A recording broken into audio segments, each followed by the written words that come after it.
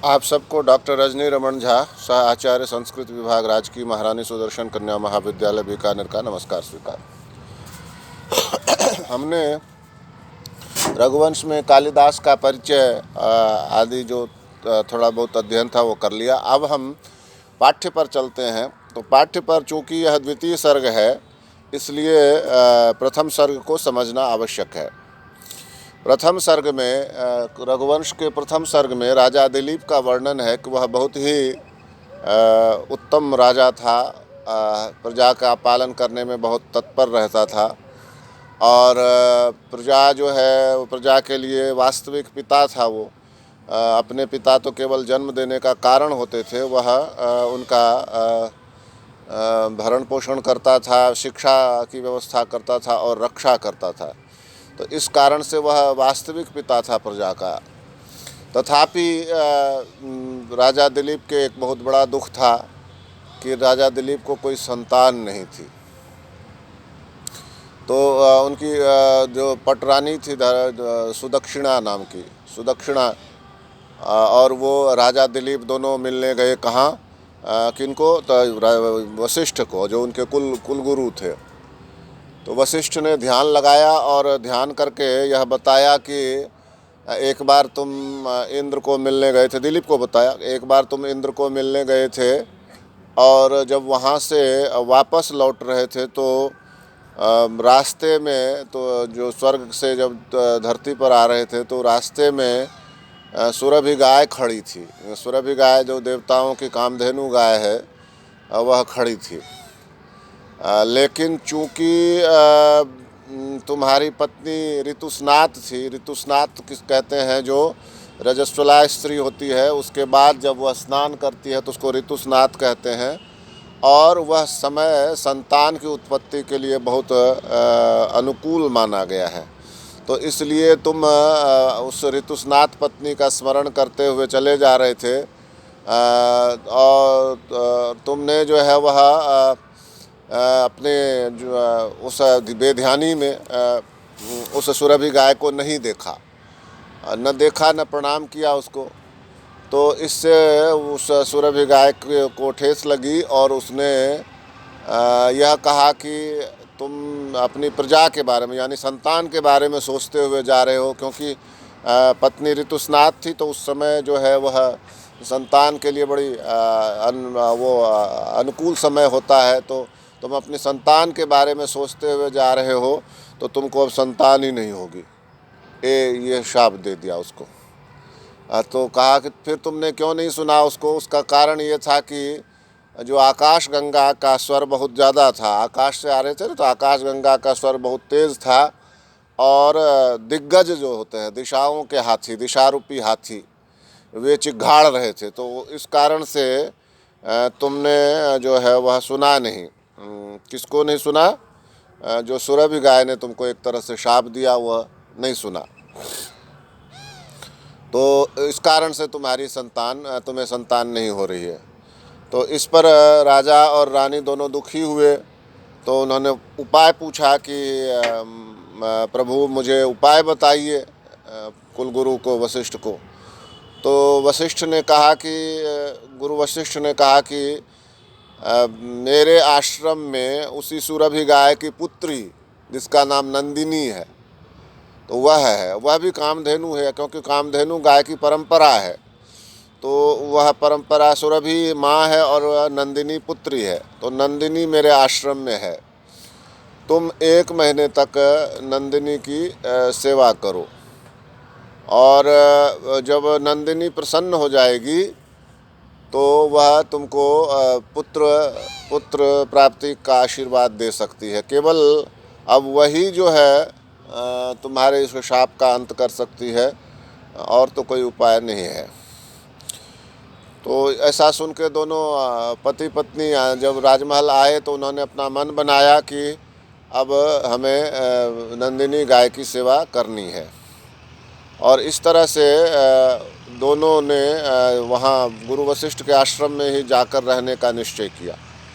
फिर क्या हुआ कि उन्होंने राजा दिलीप ने मंत्रियों को अपना राज्य कुछ समय के लिए, जब जितने दिन वो वहाँ रहेंगे, क्या गुरु वशिष्ठ के आश्रम में जब तक कि नंदिनी गाय प्रसन्न होकर उनको आशीर्वाद नहीं दे देती, वरदान नहीं दे देती, तब तक वे उधर ही रहेंगे। ऐसा सोचकर राजा दिलीप ने मंत्रियों को अपना वो दे दिया, राजपाट दे दिया और स्वयं जाकर रहने लगे आश्रम में, और नंदिनी गाय की सेवा उन्होंने प्रारंभ कर दी, दोनों पति पत्नी ने।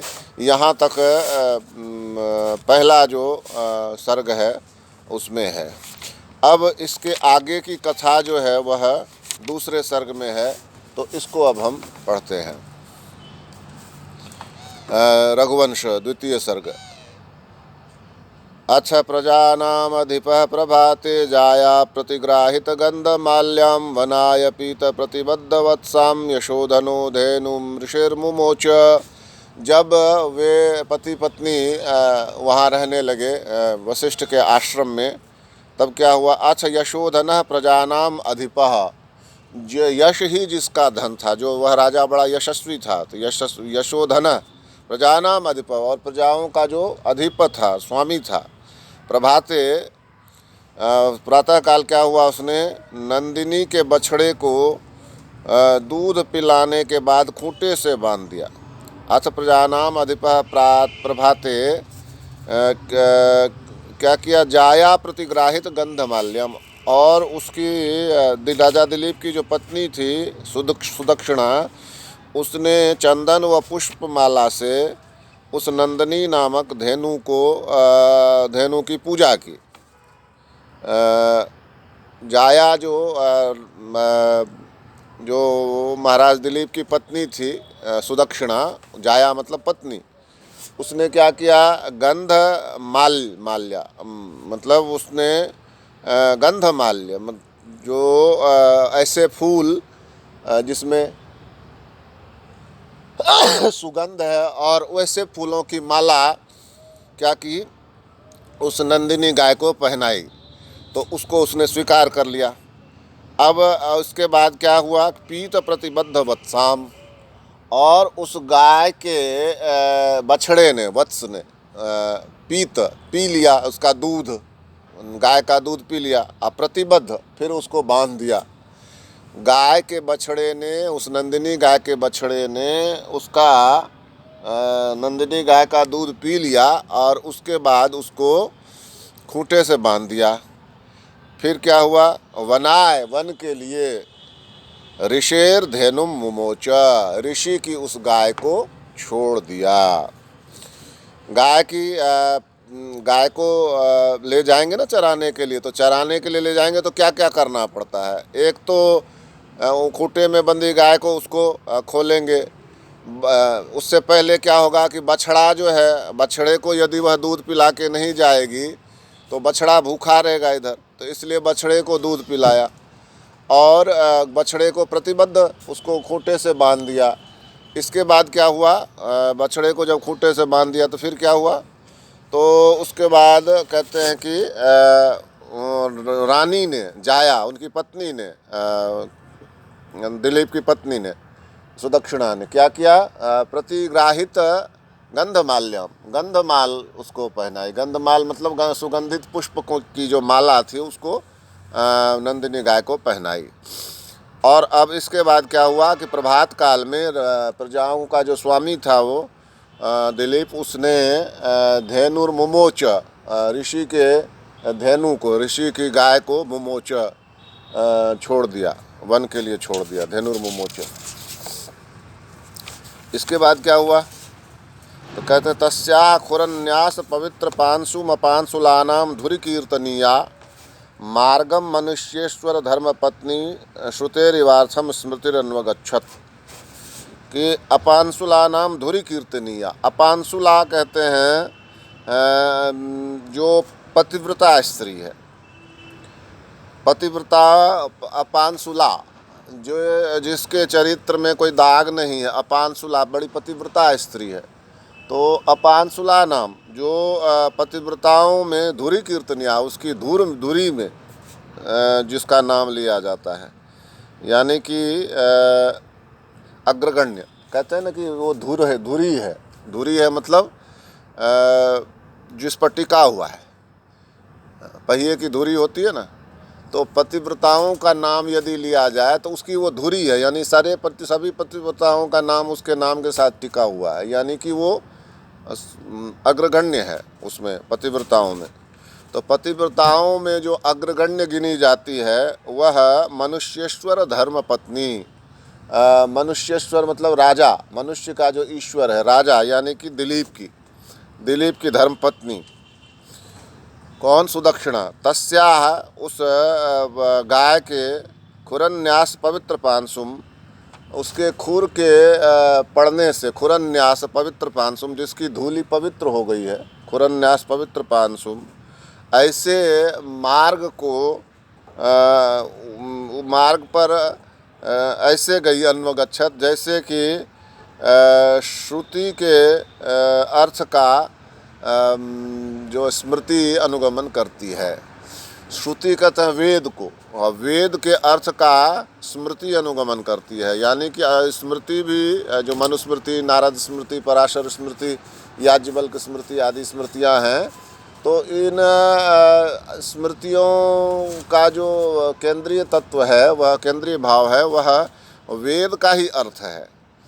तो जिस तरह से वेद के अर्थ का अनुगमन स्मृतियाँ करती हैं, उसी तरह से उस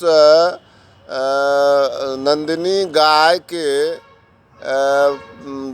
खुर से पवित्र हुए मार्ग का अनुगमन किसने किया? सुदक्षिणा ने, रानी सुदक्षिणा ने। कालिदास की जो उपमा कही जाती है ना, वो देखिए आप यहाँ। तो गाय की तुलना किससे हो गई? श्रुति से, यानी वेद से। और उसके पाँव से पवित्र मार्ग की तुलना किससे हो गई? वेद के अर्थ से। और स्मृति की तुलना किससे हो गई? उसकी सुदक्षिणा की तुलना किससे हो गई? स्मृति से। तो इस तरह से एक सुंदर, बहुत ही सुंदर उपमा कालिदास ने इसमें दी है। तो वो कहते हैं कि इसी को एक बार और देखते हैं कि जैसे वह पतिव्रताओं में जो धुरी कीर्तनी अग्रगण्य जाने वाली वह मनुष्येश्वर धर्मपत्नी, मनुष्येश्वर मतलब राजा यानी दिलीप की धर्मपत्नी, उस नंदिनी गाय के तस्याह खुरन्यास पवित्र पांसुम, उसके खुर के रखने से जो पवित्र धूल हो गई, उस धूल वाले मार्ग पर इस तरह से चल रही थी जैसे कि वेद के अर्थ का अनुगमन कौन करती है? स्मृतियाँ करती हैं। इस तरह से वह अनुगमन कर रही थी किसके? उस नंदिनी गाय के खुर से पवित्र हुए, नंदिनी गाय के खुर से पवित्र हुई धूल के वाले मार्ग का अनुगमन कर रही थी। इसके बाद कहते हैं निवर्त्य राजा दयिता दयालुस्ताम सौरभेयम सुरभिर यशोभि पयोधरी भूत चतु समुद्राम जुगोप गोरूप धरामिवोर्विम। अब राजा ने क्या किया? निवर्त्य दयालु यशोभि सुरभि राजा, वो जो दयालु राजा था, वह यशोभि सुरभि, अपने यश रूपी कीर्ति से वह सुरभि, अत्यंत अपनी कीर्ति से अत्यंत सुंदर था। वो सुरभि था। इसका अर्थ यह हुआ कि यशस्वी था। इसका सुरभि कहते हैं दयालु नंदन, सुरभि कीर्ति से मनोहर, यश रूपी कीर्ति से वह जो सुरभि था, मनोहर था वह राजा। उसने दयिताम निवर्त्य, उसने अपनी पत्नी को वापस भेज दिया। वापस क्यों भेज दिया? और कितनी दूर तक जाती, इसलिए उसको वापस भेज दिया, दयिताम निवर्त्य। और फिर क्या किया? पयोधरी भूत चतुः समुद्राम, और उनके चतुः समुद्राम, पयोधरी भूत चतुः समुद्राम, जिसके लिए पयोधरी भूत का अर्थ हुआ कि चारों समुद्र, पयोधर बने हुए चारों समुद्रों से युक्त जो पृथ्वी है, पृथ्वी के जो 4 समुद्र हैं, 4 समुद्र ये मानो उनके पृथ्वी के पयोधर हैं। पयोधर है मतलब स्तन है। क्यों कहा है वो आगे स्पष्ट होगा।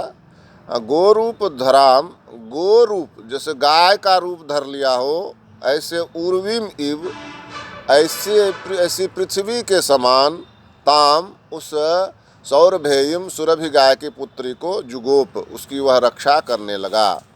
राजा ने क्या किया कि अपनी पत्नी को वापस कर दिया कि अब तुम जाओ, और वो उस गाय की रक्षा करने लगा। गाय मानो साक्षात पृथ्वी का ही रूप थी, और पृथ्वी भी कैसी कि पृथ्वी के चारों समुद्र जो हैं वो मानो उसके पयोधर हैं, उनके स्तन हैं, चारों पयोधर, चारों स्तन, चारों समुद्र रूपी स्तन वाली पृथ्वी के ही समान उस गाय की रक्षा करने लगा।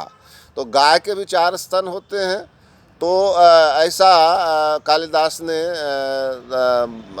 उपस्थित किया है कि ये गाय पृथ्वी है, और ये जो इसके चारों स्तन हैं ये चारों समुद्र हैं, चारों समुद्र के समान इसके चारों स्तन हैं। तो इस तरह के ऐसी धरती रूपी गाय रूपी धरती का ही मानो वह क्या करने लगा, धरती के समान ही जो गाय थी वह उसकी वह रक्षा करने लगा। तो यह इसका अर्थ है। तो आज हम इतना ही पढ़ेंगे। चारों समुद्र रूपी स्तन वाली पृथ्वी जो मानो उस गाय के समान, पृथ्वी के समान ही जो वह गाय थी उसकी वह रक्षा करने लगा। तो इस तरह से हमने 3 श्लोकों का पारायण किया। शेष हम आगे देखेंगे। धन्यवाद।